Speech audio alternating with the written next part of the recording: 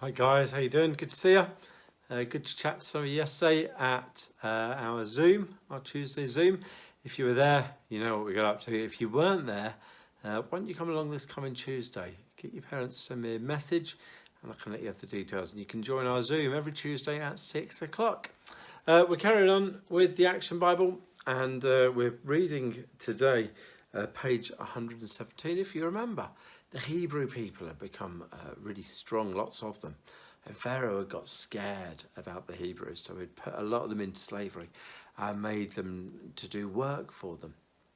And he got still really scared, so he said that every Hebrew child, every boy child who was born, would be thrown into the river and drowned.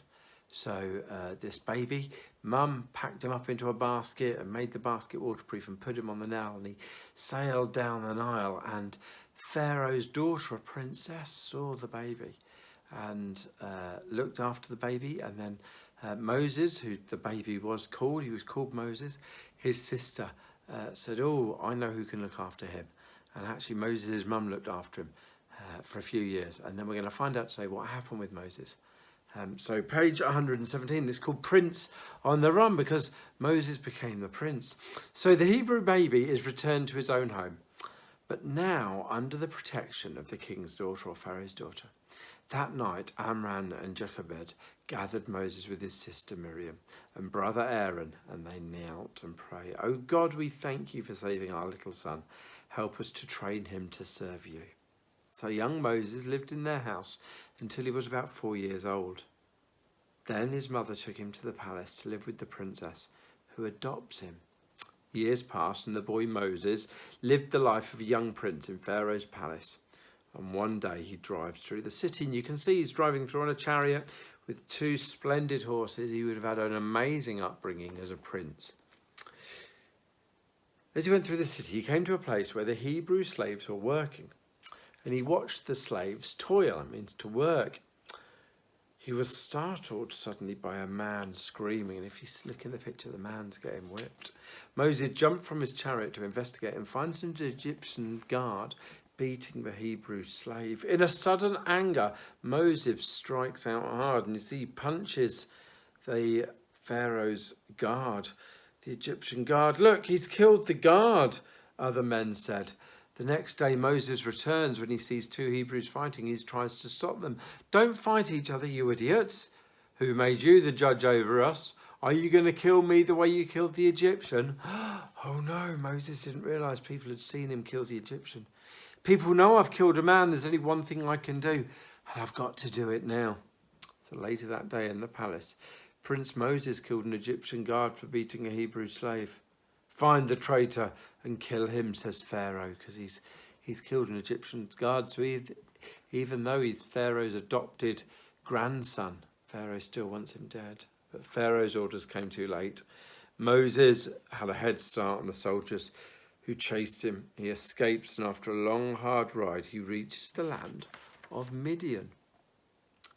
Tired after his flight, and they mean flight as in escape, it wasn't an aeroplane.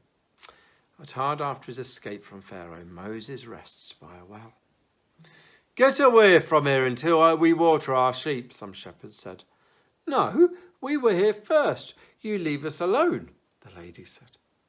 Moses intervened. "I think you should let the women go first. After all, that's the civilized thing to do." The cowardly shepherds retreated, and Moses helped the women water their flocks.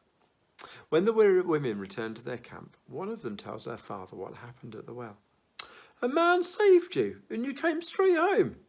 Why didn't you think to ask him for dinner?"